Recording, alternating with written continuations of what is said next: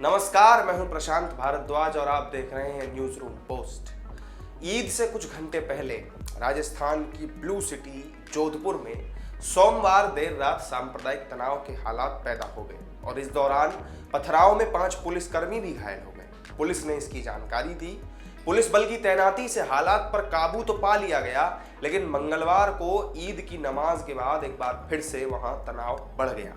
Police ने बताया कि कुछ लोगों ने जालौरी गेट के पास के इलाके में पथराव किया, जिसमें कुछ वाहन क्षतिग्रस्त हो गए। जोधपुर में ऐसी हिंसक घटना इसलिए भी बेहद अहम है क्योंकि ये मुख्यमंत्री अशोक गहलोत का गृह नगर है।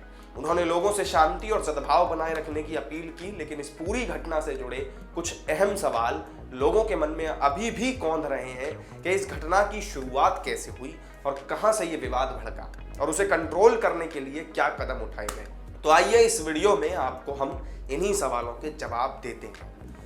दरअसल इस पूरे विवाद की शुरुआत सोमवार आधी रात के बाद हुई, जब अल्पसंख्यक समुदाय के कुछ सदस्य ईद के मौके पर जालौरी गेट के पास एक चौराहे पर धार्मिक झंडे लगा रहे थे। इसमें कहा गया है कि लोगों ने चौराहे में स्थापित स्वतंत्रता सेनानी बाल मुकुंद बिस्सा की प्रतिमा पर झंडा लगाया, जिसका हिंदू समुदाय के लोगों ने विरोध किया। उन्होंने ये भी आरोप लगाया कि वहां परशुराम जयंती पर लगाए गए भगवा ध्वज को हटाकर इस्लामी ध्वज लगा दिया गया, जिसको लेकर दोनों समुदाय के लोग आमने सामने आ गए और झड़प हो गई। पुलिस कंट्रोल रूम के मुताबिक स्थिति को काबू में करने के लिए पुलिस मौके पर पहुंची, लेकिन पथराव में 5 पुलिसकर्मी भी घायल हो गए। पुलिस ने जमा भीड़ को तितर बितर करने के लिए फिर आंसू गैस के गोले दागे। अफवाहों को फैलने से रोकने के लिए इलाके में मोबाइल इंटरनेट सेवाएं भी रोक दी गई।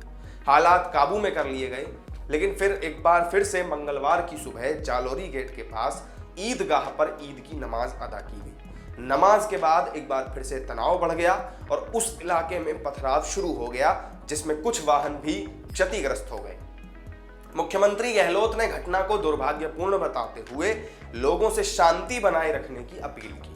गहलोत ने मंगलवार सुबह ट्वीट किया कि जोधपुर के जालौरी गेट के निकट 2 गुटों में झड़प से तनाव पैदा होना दुर्भाग्यपूर्ण है। प्रशासन को हर कीमत पर शांति और व्यवस्था बनाए रखने के निर्देश दिए गए हैं।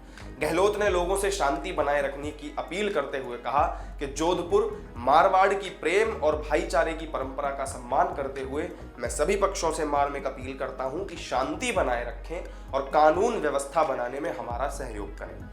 मंगलवार को सीएम गहलोत का जन्मदिन भी था, लेकिन जोधपुर के घटनाक्रम के मद्देनजर उन्होंने लोगों से अपील की कि वो उन्हें शुभकामना के संदेश भेज दें। शुभकामना देने के लिए वो खुद मुख्यमंत्री निवास पर ना आए। गहलोत ने अपने सारे कार्यक्रम निरस्त कर दिए और जोधपुर मामले पर उच्च स्तरीय बैठक के लिए सीएमओ पहुंच गए। लेकिन अगर इतनी ही मुस्तैदी उन्होंने पहले दिखाई होती तो शायद जोधपुर में इस हद तक बवाल न बढ़ता। जोधपुर में बीजेपी विधायक सूर्यकांता व्यास ने स्वतंत्रता सेनानी की प्रतिमा पर इस्लामी ध्वज लगाने पर आपत्ति जताई। अपने समर्थकों के साथ मौजूद व्यास ने यह कहा कि उन्होंने बिस्सा जी की प्रतिमा पर झंडा लगाया और हमें इस पर कड़ी आपत्ति है, हम इसे नहीं भूलेंगे। इसके अलावा बीजेपी के प्रदेश अध्यक्ष सतीश पूनिया ने भी स्वतंत्रता सेनानी बाल मुकुंद बिस्सा की प्रतिमा पर इस्लामिक झंडा लहराने की निंदा की। उन्होंने राज्य सरकार से मांग करते हुए कहा कि अराजक तत्वों पर कड़ी कार्रवाई हो और राज्य में कानून का राज स्थापित होना चाहिए। जोधपुर में ही हुई इस पूरी हिंसा के आरोपों में अब तक 97 उपद्रवी गिरफ्तार किए जा चुके हैं। जांच में कई और लोगों के नाम भी अभी सामने आ सकते हैं। तो क्या जोधपुर में जो कुछ भी हिंसा हुई गहलोत सरकार की नाकामी का ही वो नतीजा है? आपका इसको लेकर क्या मानना है? आप हमें कमेंट करके जरूर बताइएगा। वीडियो आपको पसंद आया हो तो इसे लाइक, कमेंट और शेयर कर दीजिए। साथ ही हमारे चैनल को सब्सक्राइब करना तो बिल्कुल भी मत भूलिएगा। फिर मिलेंगे आपसे किसी नई वीडियो में एक नई जानकारी के साथ। तब तक के लिए दीजिए इजाजत। नमस्कार।